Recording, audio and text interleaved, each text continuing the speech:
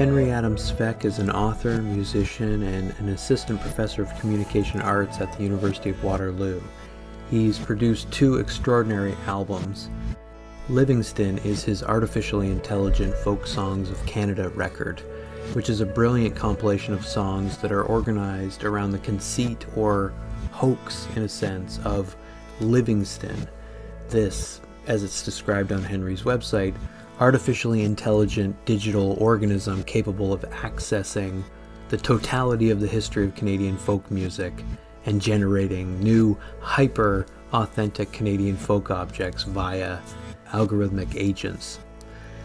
So this elaborate hoax is in fact an imaginative framework that Svec uses in order to write these really beautiful, moving folk songs, one of which, a song called Winter is Cold and Good, actually provided the theme music for Pretty Heady Stuff, so thanks Henry for that.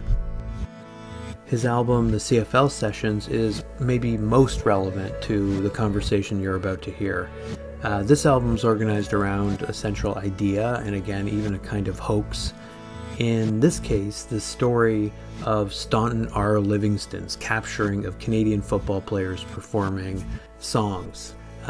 It's this idea that ties together an utterly hilarious and again often very moving song cycle in the form of the CFL Sessions. It's this album and the series of live shows that Svec did to support it that forms the basis of the new novel that he's written. The book's called Life is Like Canadian Football and Other Authentic Folk Songs. I found it really interesting to hear him talk about the roadblocks in the process of altering the conceit around these songs in order to produce the right ingredients, as he puts it, for a good narrative. In our conversation, Henry goes into detail about why he thinks that hoaxes like the one this book kind of represents tend to prompt hostility in people and in publics, but how that hostility reflects the fact that, hoaxes are also potentially critical engines for, driving thought. I related most to the ways that Svec's book can both blithely shrug off and bitterly contest the normative constraints of academia. As it stands, Svec doesn't feel as though his most recent book should be required to present a sort of unified theory of authenticity, which is its main object of analysis. It's enough for the book to simply offer ideas about it. And in this sense, I think Svec's work in many ways models a way that we can inject more joy, satire, and self-reflexivity into scholarly writing. Just a quick note before we get to the interview. You might notice that there are some keyboard and mouse noises, some clicking and scrolling throughout the episode. That's my fault. And it's interesting in light of Henry's writing on the relationship between art and the technologies of recording that capture it. Rather than dismissing the rough traces and sounds and textures that come from and through the material technologies we use to capture art, I like the way Henry's work shines a light on how essential those things are to our appreciation of, to quote his book, sound as overflowing plenitude, a revolutionary substance in and of itself. My initial exposure, I guess, to your work came from a mutual colleague and comrade, Matt McClellan, who I think you met at the Banff Center. Yes. He invited me to one of the shows that you were doing to support Livingston, in particular, at the, what was the name of the venue? In Halifax? It was, yeah. Must have been Company House. Company House, that's right. And I enjoyed your performance so much. The songs are incredibly clever and catchy. And so from that point, I was like, who is this guy? What is his specific kind of mode of, creating work within, I guess, the university, but just more broadly, within Canadian culture, mass culture, and so, I was excited to see that you've now got, 2 books under your belt, one, a fairly, straightforward in a sense, though in many ways kind of unique, academic study, tactical media, Hmm. or rather American folk music as tactical media. And now the new book, Life is Like Canadian Football, which is this really difficult to pin down book. I guess I wanted to start, it's called Life is Like Canadian Football and Other Authentic Folk Songs. Um, you gave an interesting interview to Hamilton Review of Books, and you talk about Hmm. liking the idea of a book that branches out and connects with the real world and other texts in the real world, even if the world it connects up with isn't necessarily existing or consistently actually existing, which I thought was like really interesting. The idea of Hmm. a world that isn't consistently actually existing. So it's like flickering in and out of reality. Hmm. So I guess like my first question is about Life is Like Canadian Football, the new book.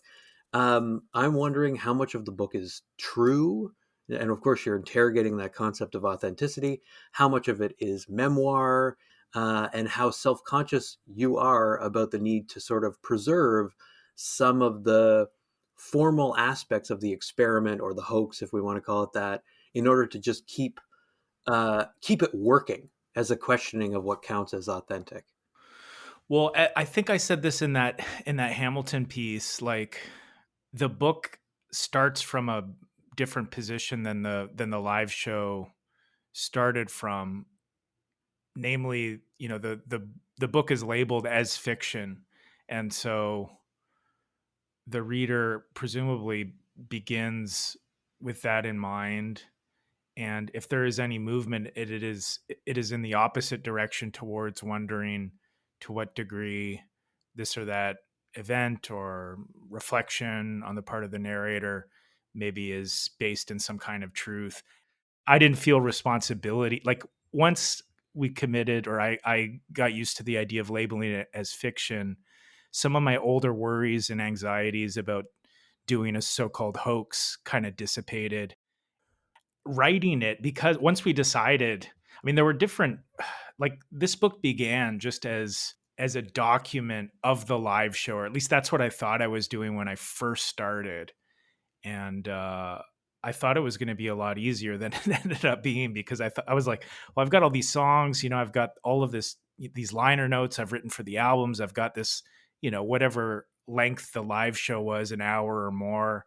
And of course, there were different live shows from the CFL sessions to the Livingston stuff. And I thought I could just kind of write it all down and it would be a book. But I really found myself needing to expand on the world and stretch, what was in the live show banter. And so just kind of a minor element of the act, from my point of view, needed to take center stage, or else there wouldn't be much of a book to sink into.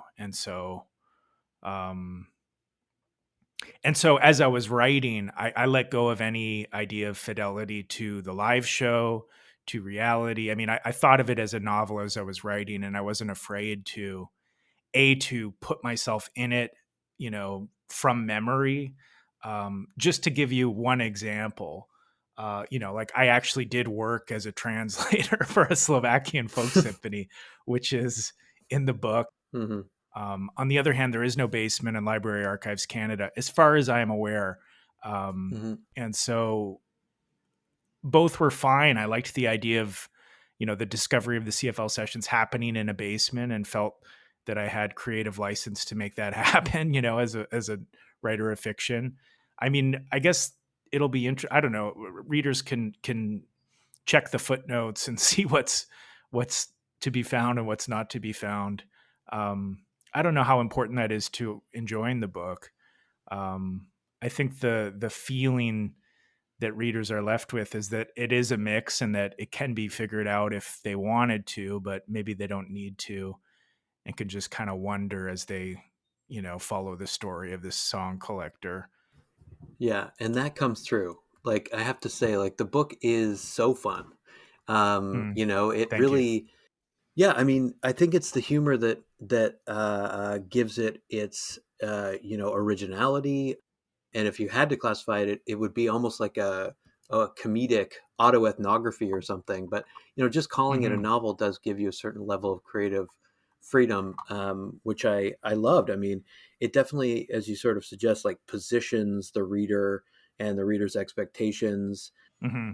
and does a lot more than just document certainly the live show. I love this idea in particular of trying to expand and stretch banter. Mm-hmm. That to me accounts in some ways for the kind of warmth and the virtuosity of the book in a way, is that it is aware of itself as a performance, Mm-hmm. like addressing the reader.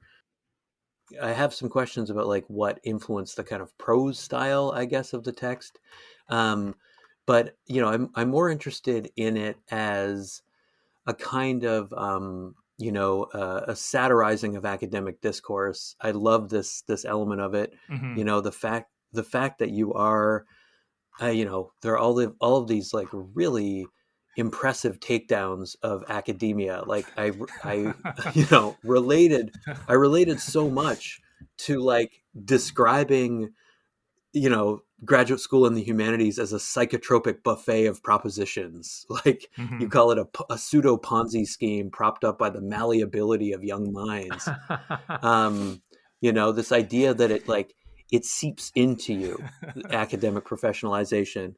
Um, I related so Well, much to that. the once I decided to approach it as a novel, I tried to think about like what are the building blocks of narrative as opposed to performance art, which doesn't need some of the ingredients that good narratives need. And so obviously like antagonists are often found in narratives Mhm. and struggle on the point of the character, which wasn't really in the live show. The live show was just a photograph of this world.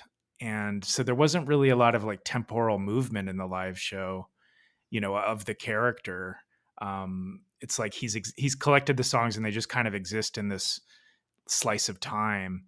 Whereas I had to have him, which is actually, I was thinking about this as I was writing, like most scholarship is also uh, sort of time is evacuated from the scholarly process, right? It's not like most academic papers don't begin with like an absence of knowledge. We don't really follow the journey of the researcher. It's like it's already happened and always already happened, like the discovery of the thesis or whatever. And so Mhm. I had to think about that, like, okay, what's the journey here? Who are the antagonists? Where might they be? There weren't really villains in the albums or in the live show, and so I didn't have to look very far to find some funny candidates. I also love campus novels too, and so I don't know. I guess it's just because I have spent so much time in universities, um, like for the same reason that people that lived in New York at one time probably like to watch like HBO's Girls or whatever. Like there's a kind of like, oh, that's my world, and so, but that aside, I like the struggle against any institution, academia in particular, I thought nicely kind of riffed with some of the themes of the folklorist. I mean, most of the sort of early 20th century folklorists, like Edith Folk and Alan Lomax in the middle of the 20th century, like they were sort of inside and outside of academia already, like doing radio shows, but also, the odd teaching the odd class or, writing sort of scholarly books, but books that they hoped would be popular. So it's a tension that I think is in the history of folk song collecting anyway. And I had the comedy in the live show worked a bit differently. I mean, it was almost like sometimes I tended to play for laughs, and in the context of a short thing, you can end up, I don't know, it could tend towards jokiness in the live show, whereas I felt like the comedy could be more pensive or sort of set it up over longer, stretches. Like the Take It Easy, for example, not to give it away, but that's kind of like the denouement of the book in a way. And Hmm. I'm so close to it, and I did it so many times in the live show. I don't know that it's funny, but I feel like it must be funny for that to come where it does in the book. And like Definitely. finding the comedy worked, it was a bit of a different process than like trying to get a laugh before playing a song, you know?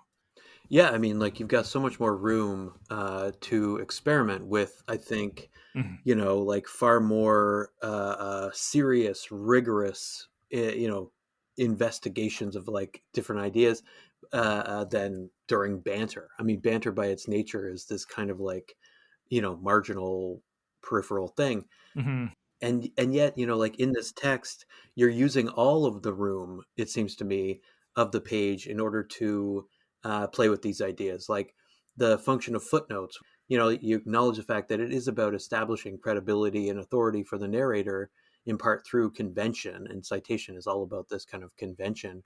Mhm. But you're also, like, as you say, kind of like, um, you have more room to experiment with the combination of just like merely mocking the often hilarious nature of academic discourse, and like also saying like there's clearly value in this psychotropic buffet of propositions.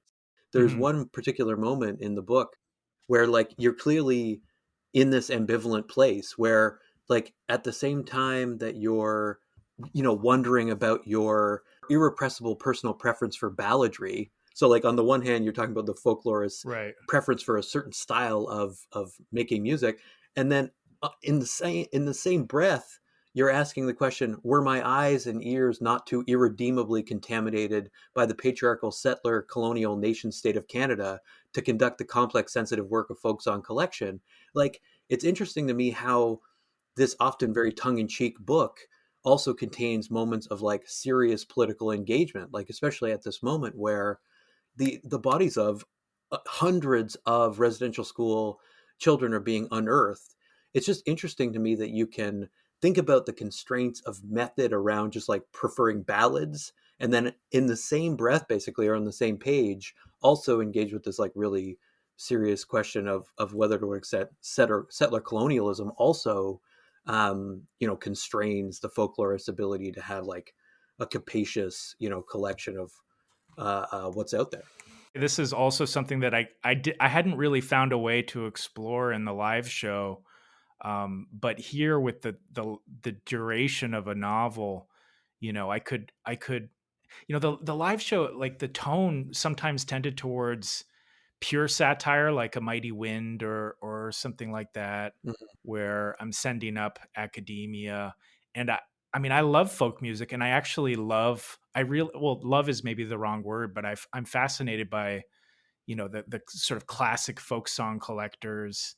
I'm impressed by their energy and ambition, and like the tirelessness of like an Alan Lomax. Like Mm. the guy worked a lot, like just the energy that he exhibited in his output is incredible to me, and the commitment to this ideal of authenticity, although we can critique it, with the theories that we've read that have been published since Lomax was working, we can critique him, but like his commitment is valuable in and of itself. And so in the book, my you know my complicated relationship both to the idea of the folk and to academia can become more ambiguous and less of a send up, I Mm. think. Although, yeah, the satirical comedy is probably still in there. Um, I think I was able to kind of explore that the attraction and the repulsion, like Hmm. in more detail, including like the reservations I had about my own folk song collecting project, sort of in the wake of releasing it, like thinking more about the nation building aspects of folk song collection and so on. I mean, that becomes just part of the content of the novel, whereas it was kind of like implicit but not explored really in the actual albums or live show. Yeah, I definitely, that's something I wanted to ask you about, right? Like, so you have this argument, it seems to me, in both books, that, authenticity is an incredibly fraught idea. Hmm. you say in the new or in tactical media, authenticity has often been wielded as a dehumanizing weapon. You talk Mhm. about how you reference like the rise of far right populism and these authentic appeals to race, sex, and nation. Mhm. But at the same time, you're saying that we still need a way to use authenticity. It's not precisely an exhausted concept. So you're dwelling in this division, this conceptual division between like understanding this is a polluted term, but also understanding there also need to be ways in which it is used non-instrumentally. And obviously like music is, it seems to me, like the quintessential space where you can really start to like interrogate the question of authenticity. Like Mhm. Vince Staples, for example, was asked during one of these like Pitchfork Media over or under videos, whether it is over or underrated to keep it real, right?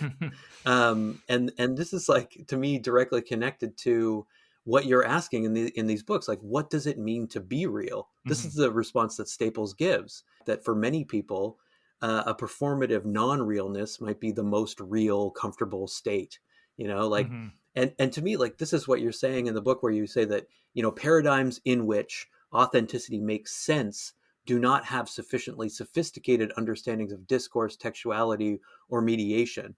So, like, you've got this really complex notion of performativity and authenticity that you see playing out in specific, parts of the folk music tradition. I guess my question is like, why is Dylan for you, Bob Dylan, like the kind of necessary figure for thinking through the ultimately superficial and performative nature of authenticity, but then at the same time the need to like preserve that fraught notion of authenticity, if that makes sense. Yeah, I don't know that he's necessary, but I have felt drawn to him in part because he's just taken up so much space in pop music Mm-hmm. fandom and culture, and a lot of the contradictions that I'm drawn to are just written all across the surface of his star text, like on one Mm-hmm. hand this early rise to fame in which he cultivates a kind of political sincerity, right? Someone that cares about the world and is going to speak truth to power and so on. Um, that also involved building a character of a sort of, young hobo type figure who's, traveled in the circus and like, learned all these songs from traveling circus workers and performers. Hmm. And so on one hand, there's this reading that many took away from his performances and records of like him meaning what he says, and that having something to do with the political efficacy of his civil rights movement songs and his protest songs and so on the other hand, from the start, there's this um enjoyment clearly you know in storytelling and invention and in self-invention. I mean, of course, Bob Dylan's not his name, and Hmm. he really has. I mean, I'm going to sound like a Dylanologist or like a super fan, but it is fun. I enjoy kind of revisiting his records and sort of tracing this constant self invention, which no matter what still does feel on some level as though there is some kind of authenticity there. It's not the pure sincerity of the protest singer that those audiences first felt. It's a different kind of authenticity, and it's hyper individualist as well. I mean, it's not.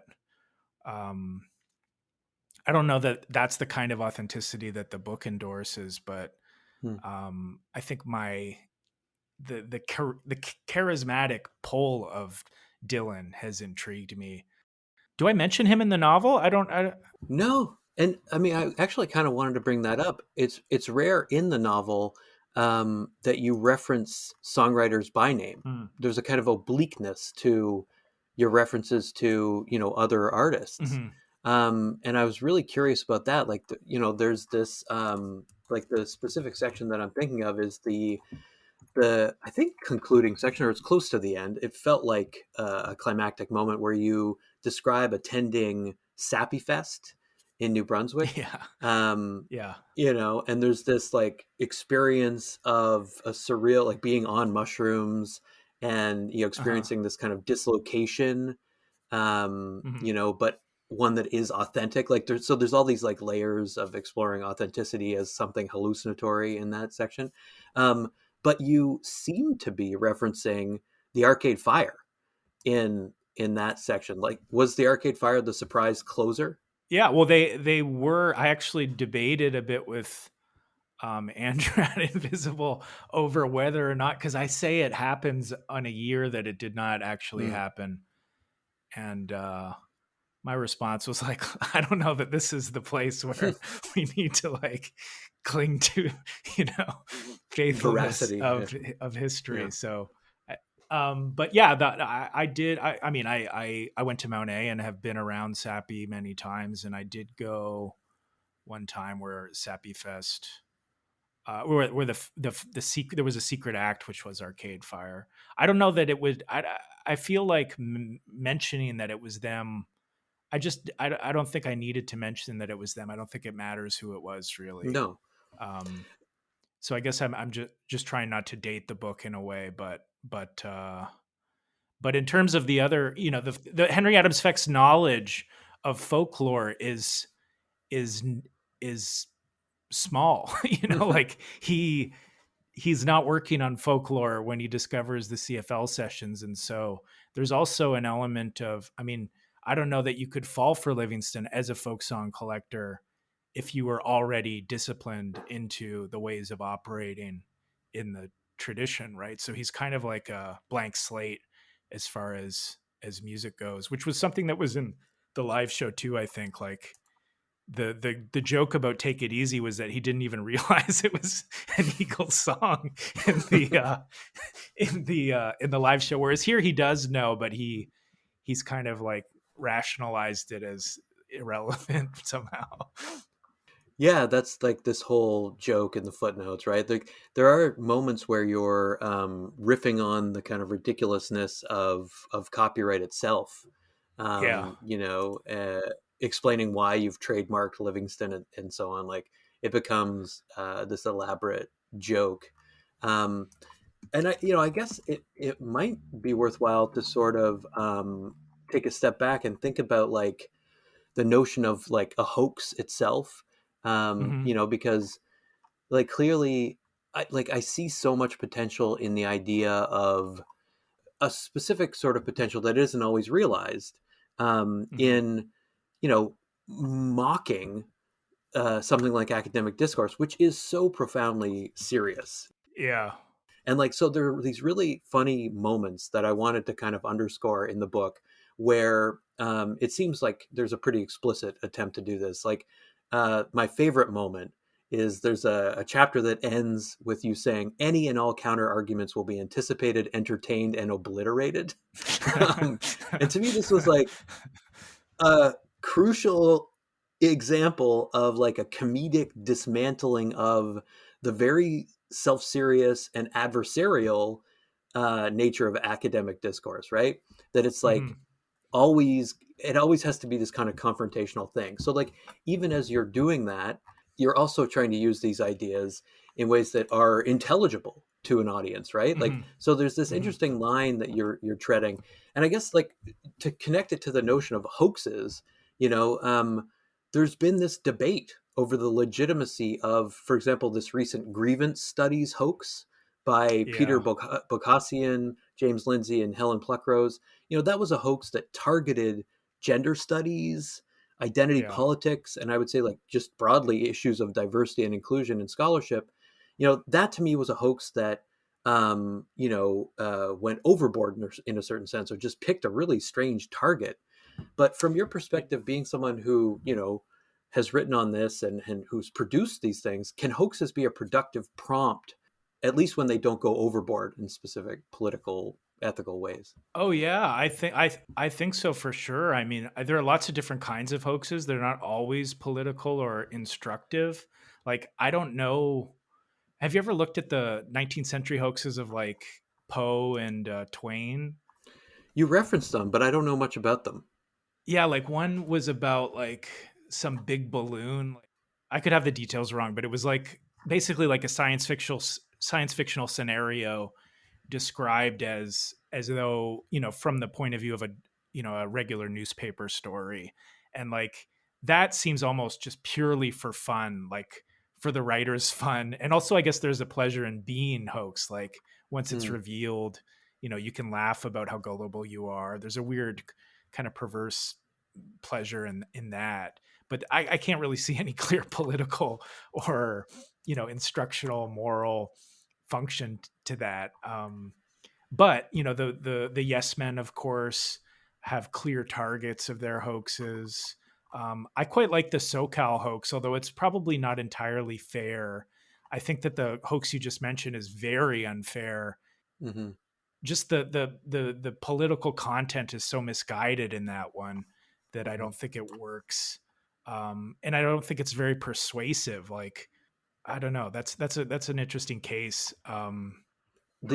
and the interesting aspect of that case is the fact that they actually succeeded in getting a number of these essays published, right? Yeah. So like they first of all they put in so much work to, expose, I guess emptiness of various forms of theory. They put in so much work producing these essays. Some of the papers sounded kind of interesting to me. I got to be honest. Right. Like, what was one was about animals or something? I was like, oh, that sounds like a good Yeah, yeah, yeah. paper. Like, Like, so yeah, yeah. I yeah. mean, are some journals like rushed and like peer review could be stronger for sure? I mean, I guess that's a critique worth making, but it seemed too like yeah too politically loaded in a misguided way to me. It just seemed like an Hmm. unfair hoax. The SoCal one, I think SoCal, at that time, there's definitely something to be said about jargon and in writing in the humanities. Hmm. Um, I kind of like the SoCal one, although I ultimately disagree with him. I think it's pretty funny, but I imagine that like Hmm. the targets of the SoCal critique were probably really mad to have been hoaxed like that. Um, Sure. but I think that the hoaxes tend to elicit hostility, But Yeah, I yeah. don't know that like I think I've way flip flopped on this. Like I've definitely described the projects as hoaxes, in part, just hoping to get journalists interested in writing about a show or an album. But like I'm pretty sure when I did the CFL stuff for the first time, like I didn't think it would come across as a hoax because I was on a stage and on a stage you can do it. I mean, it's a space of invention and imagining, and but I think the fact that it worked as a hoax just goes to show you how strong the conventions of music are and of folk music. If you've got an acoustic guitar in your hand, they already expect you to be operating in a certain way in terms of how you're using words. Hmm.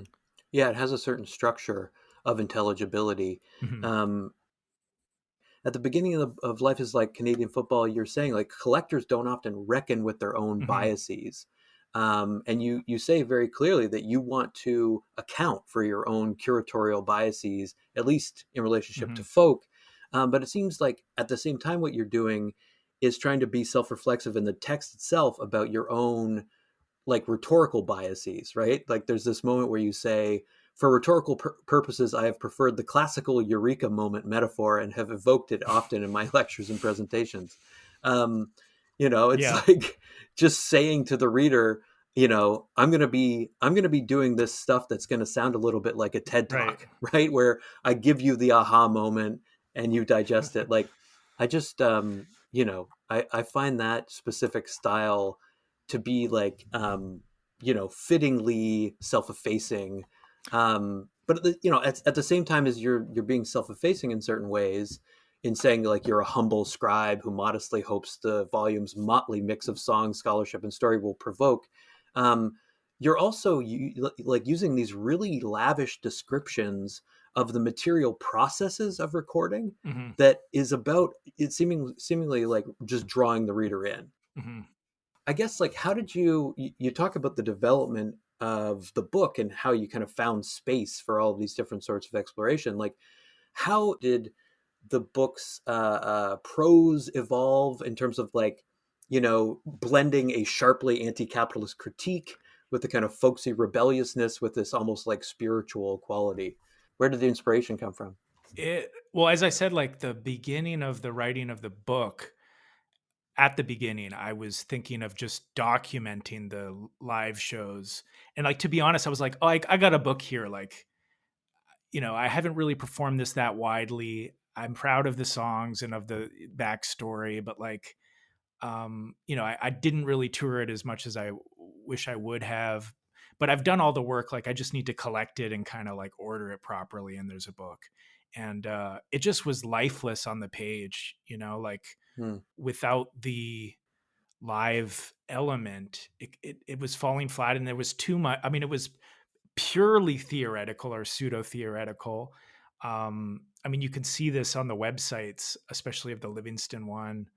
Um, it's like in that context, it was just a bit, like a piece of a larger puzzle.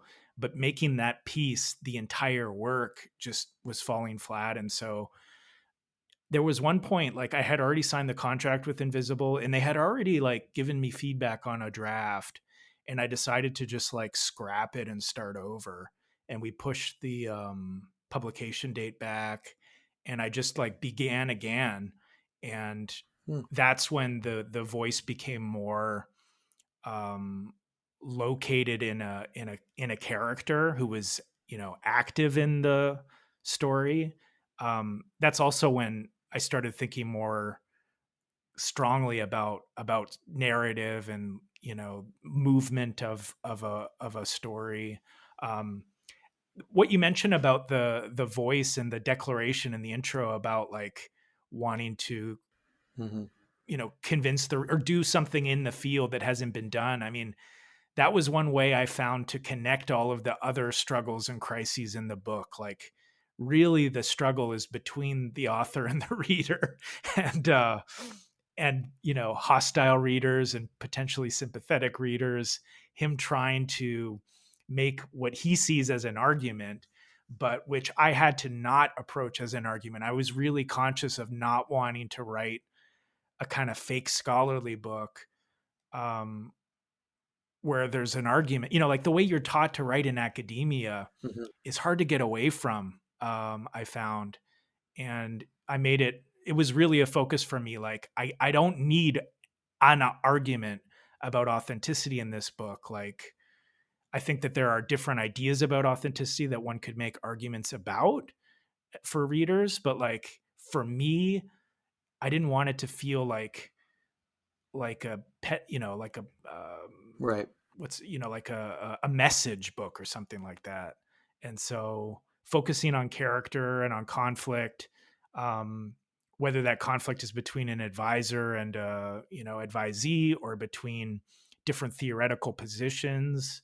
I started to think about it more as like a collage, or a well, like an anthology. The American folk song anthology, or the Anthology of American Folk Music, which is one of my favorite anthologies. The Harry Smith collection really does feel like a crazy kaleidoscope, because you've got just like all these different voices and different approaches to folk music. Some of the selections wouldn't have counted as folk music at the time. It's just like this, mad collage of music. Um, and I feel like I like novels that do that too, where you've got different characters and different voices, maybe bits of a novel in the novel. Um, I love Pale Fire and House of Mm-hmm. Leaves and other kind of metatextual fiction, where Borges I was reading a lot when I was trying to figure out this book and how to approach it.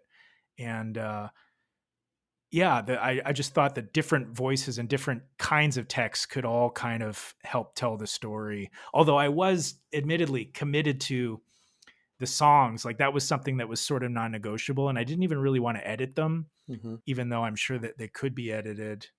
That was just kind of like something that I was stuck with, almost like a game. Like, how am I going to turn these songs into a novel that tells a story? So that's kind of how I turned the corner away from it feeling like just a dry send up of a scholarly set of scholarly papers. Finding that voice of the narrator was really, Mm. I started to have a lot of fun, whereas it felt like a bit of a drag previously. Like I felt like it wasn't working, and I was, like maybe it would have become a book eventually, but it just wasn't really exciting. But once I found the voice of the narrator, it started to feel really fun. And the footnotes started to cohere. That was another thing that was tricky for me at the start. Like, what is the purpose of the footnotes? But yeah, that was the biggest piece, to find the narrator. And I gotta say, like it reads like such a energetic text, I think, for that reason. And I guess I wanted to ask about that question of inspiration, which comes up itself, like in the book. Hmm. At one point you imagine statements as oak logs in a cabin that you're both making and inhabiting. You also, there's this like really breathless section where you describe a burst of creative or intellectual mania, Hmm. this almost feeling of narcosis that comes from what you call the buzz and hum of war against a particular problem. And I think it's like, nonetheless, for the love of that kind of mania, that we continue pursuing inspiration even when it's super frustrating. Hmm. And I guess, you know, I wanted to ask you about the ways that you think metaphorically in this book about inspiration. And I guess, like, more specifically, how the central and title metaphor of Canadian football can be used to think through inspiration, right? Like Mm. David Foster Wallace has this essay, Roger Federer as religious experience, I think is what it's called, where he talks about like kinesthetic motion, the repetition required to become adept at a backhand down a baseline, and like comparing that to, in a sense, the rigor required to write songs or academic studies. There's a moment in the book where you say the phenomenological experience of that which athletes, musicians, writers, and scientists often refer to as the zone is what you were kind of experiencing in this moment of like working away at a difficult problem. Hmm. Do you see, I guess, sport as an adequate metaphor for that feeling of like inspiration? Well, football is a tough game to achieve creativity within, in the sense that it's so um, scripted compared to, say, basketball or soccer. Um, Hmm. and the pleasure comes from the scriptedness and from the coordination of the movements of the, at least the from the perspective of offense.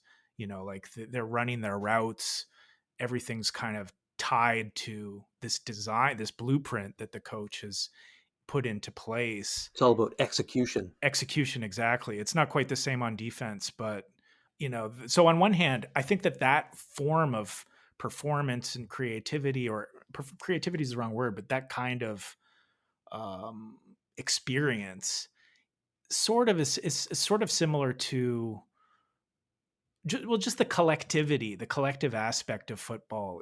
Feeling yourself to be part of a machine is not unlike um, being part of a band, or being part, like I played football in university just my first year. And after that, I started doing student theater. And I remember just thinking like how similar it was to football, like you practice, you rehearse, you get close to your teammates or your, cast members. You're kind of like operating within, the under the control of the director. You're putting on a costume. Hmm. You've got game day. And it all felt very, very similar. I mean, the body is less um, well, the demands of the body are different, but aside from that, it felt like sort of like analogous experience to be on stage in a play. And so I think that football is like that form of creativity. Maybe scholarship is similar. We're all kind of like collectively collaborating on something. But the football players in the book are not just football players, right? They're also singer songwriters Yeah, yeah. essentially. And so after hours, they have this whole other kind of creativity that they get to try on. I think like if the book has a position on creativity, I think it's ultimately a pragmatist one, which is that there are different kinds of creativity, and Yeah. they might work differently in different situations. I think that the I myself, talking about Dylan, I'm definitely drawn to a romantic notion of creativity. But as someone trained, in media studies and critical theory and so on, I'm suspicious of that form of creativity also as ideological. But its powers are strong, and we like the idea of the soul, you know, thinker, the artist sort of toiling away on their own. But at the same time, I mean, you really do have to be alone to write.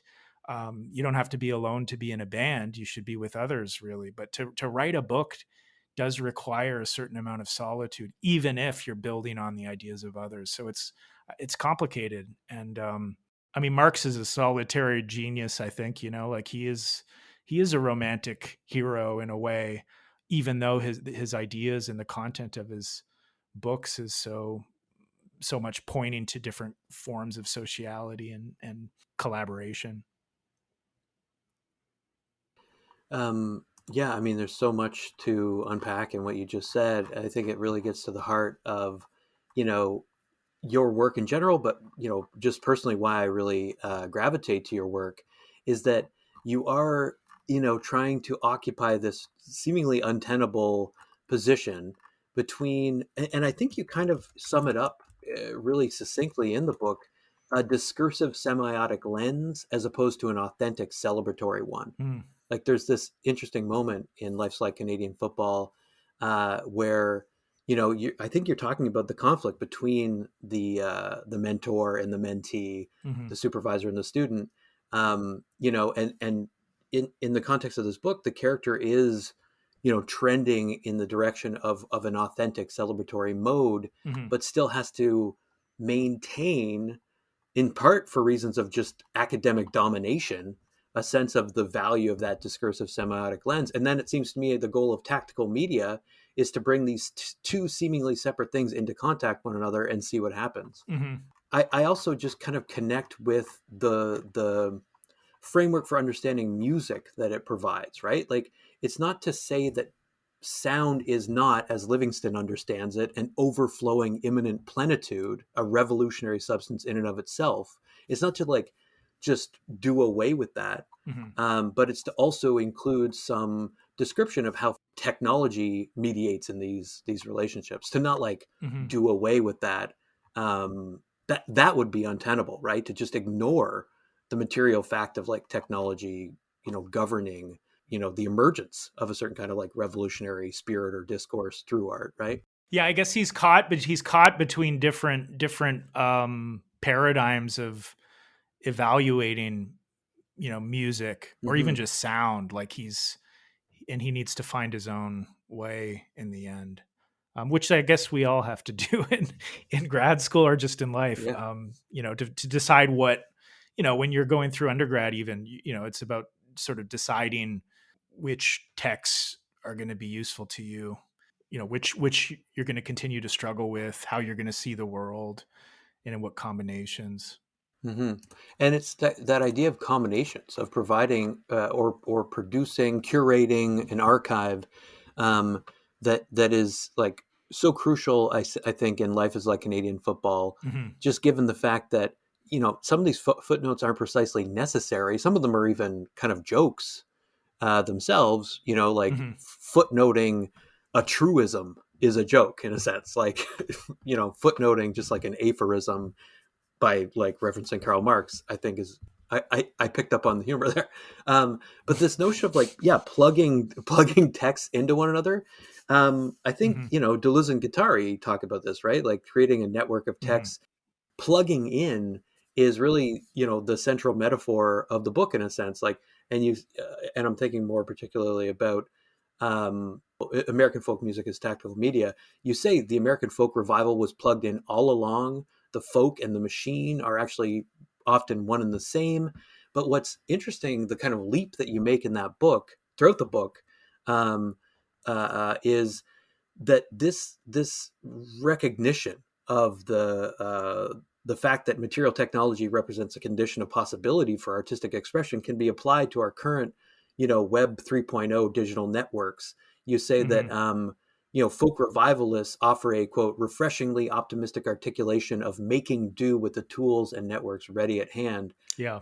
I see this as a kind of like emergent strain within cultural studies right now, Hmm. to admit that everything is like contaminated by commerce, but then try and recuperate something emancipatory from it. Like Legacy Russell has this book, Glitch Feminism, which is about using social media as a source of revolutionary kind of rearticulation of the self.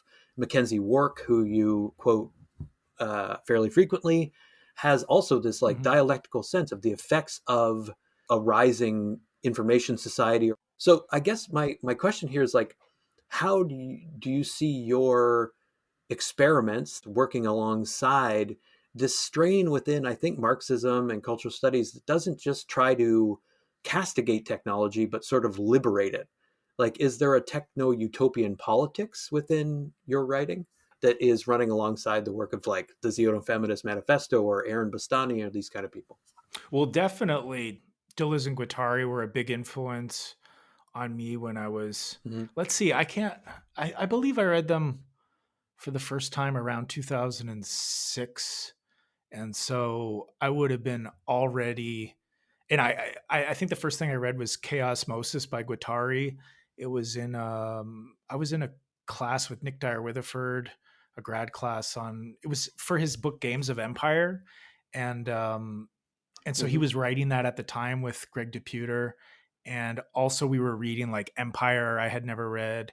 And I was reading that for the first time. And then Deleuze and Guattari also was the big discovery for me there. And I read Anti-Oedipus and A Thousand Plateaus soon after. And I feel like my turn to folk music happened sort of at the same time. And so I'm thinking about, I guess, what would soon be called accelerationism, and this idea that everything is a machine, that kind of modernist strand in Deleuze and Guattari, that you need to sort of push further rather than retreat or find an outside, is something that I guess just more aesthetically even than politically, I found kind of enticing. And it felt like something that was both convergent with and also foreign to folk music and singer songwriter sort of conventions and so on. Mm. Um, but in terms of how the novel fits with all that, I don't really know that.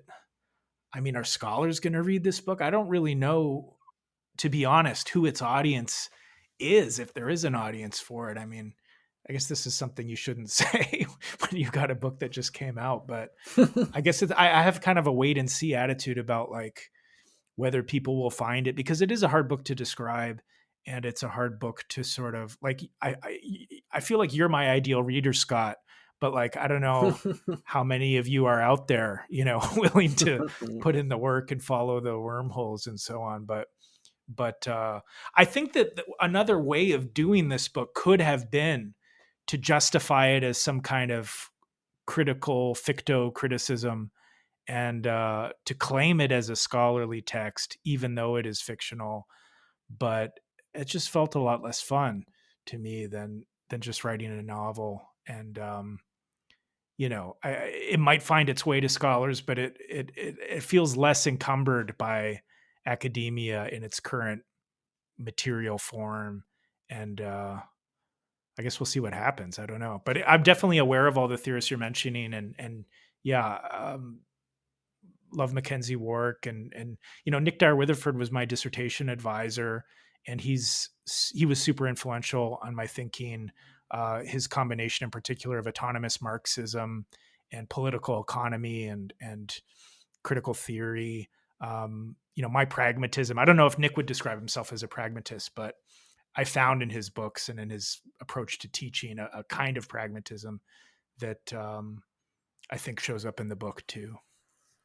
Yeah, and Dyer Whitterford's I think most recent book, "In Human Power," which Yeah. is a co-authored text with three other folks, is I think an interesting example of that kind of a certain pragmatism, right? Like, and Mhm. you reference in I think it's in Life is Like Canadian Football you talk about Watson and the emergence of general I think AI. I cite Nick in there. I cite that Yeah, book in Human you Power, I do. Yeah. believe. Yeah, yeah, As like kind of a big deal, right? So and the whole point yeah. really of In Human Power is that the pursuit of general AI, or in a now inconceivable form of like artificial intelligence, um, is not inherently wrong. Like that Hmm. technological goal is not somehow an inherently like insidious one. It's about the monopolization of the like means of production, and so Hmm. it made me think of the moment in Life's Like Canadian Football where you say, please do not hate the player, dear reader of the present text, hate solely the game, as Karl Marx was perhaps the first to urge. um, to me, like, you're right, like the ideal audience, in the sense that like I find moments like that so rewarding, in a sense, like to read such like a knowingly self-reflexively verbose but still somehow serious reference to Yeah. the fundamental like the determining nature of the structure over agency was incredible. And like there are lots of moments like this in both books, really. Like there's a section in Life's Like Canadian Football where you talk about victory, and you say victory on any Hmm. field must be attributed to the complex interpenetration of economic processes, political machinations, privilege, oppression, and exploitation, and the chaotic responses of individual players. So it kind of brings us Hmm. back to what you were saying about how football is largely scripted, Hmm. but there are kind of moments where something seemingly random takes place Hmm. in the context of an otherwise pretty mechanical sport. Hmm. Um, in thinking about victory in particular, like like what when you were writing this book, why did you? I mean, was it the joke of just referencing again, sport and this kind of like airsats binary of like winners and losers, or was it also about trying to think about victory as a political horizon? Yeah, well, for in terms of the writing, I mean, victory became, along with the game of football, a way for me to find a through line through these different sets of songs. Um, the struggle of the character is against. I mean, he wants to be free, right? He wants to be authentic, and it's impossible to do that. And so Mm, the language of battle and the language of hostility and warfare becomes in part his the way that he quests after authenticity within academia. Of course, that language is already contaminated by influences and by structure, but it's kind of like his tendency towards hostility, which really is counter to the Livingstonian hippie sort of togetherness of the folk, um, is his path to individuality, I suppose, which is something that he both quests towards and away from in terms of his thinking. So, the political content of victory, yeah, is like something that the character thinks about, but I don't know how deeply he reflects on his own entrapment by, like, he's kind of comically unaware of the deeper ways in which he's ensnared by structure, I think, which is ironic given that he's actually studying it. But I think that many hmm academics are like hilariously oblivious to things that they should be more critical of. Like it's a common problem in the culture. I would agree. There's a need to maintain, the appearance of like omniscience or something that makes it very, very difficult to Yeah. take a position of intellectual humility, for sure.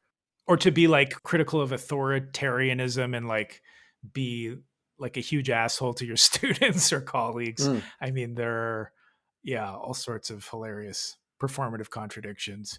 definitely, it's another way in which I'm like the ideal audience for the book is that I definitely related to the experience of having a supervisor's like super ego imposed on me, Hmm. and the production of, as you put it in the book, hot shame as a result of, not having read the right texts, or having not had your, like, these kind of like nebulous, things of like, not your thinking not having developed enough or whatever. Like, there are these, Mm-hmm. as you put it in the book, again, like bureaucratic rituals that are the products of madness, that make you wary of yourself. So Mm-hmm. I think, to be honest, this book should be like required reading for graduate students in the humanities, because it describes, That would be awesome. as you say, this scheme propped up by the malleability of young minds. Like, that sounds cynical, but it's really not. From Mm-hmm. my experience, the hierarchies that exist within the university, even there, you have really invisibilized hierarchies, and protocols that I think are invisibilized for a very specific reason. I was just reading Catherine McKittrick's book, Dear Science, and this is sort of what she talks about, like that, citation, as we know it in the academy, is often about, this form of like enclosure and consolidation. And you talk about this in the relationship between the narrator and Bromley, right?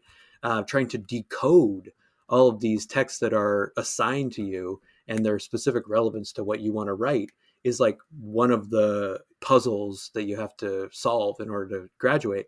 What McKittrick is saying is that we can actually have, a far more equitable system of citation, and the will to remain unplugged, which is how you describe the character of Llewyn Davis. This will Mm-hmm. to remain unplugged, is actually Mm-hmm. just not pragmatic.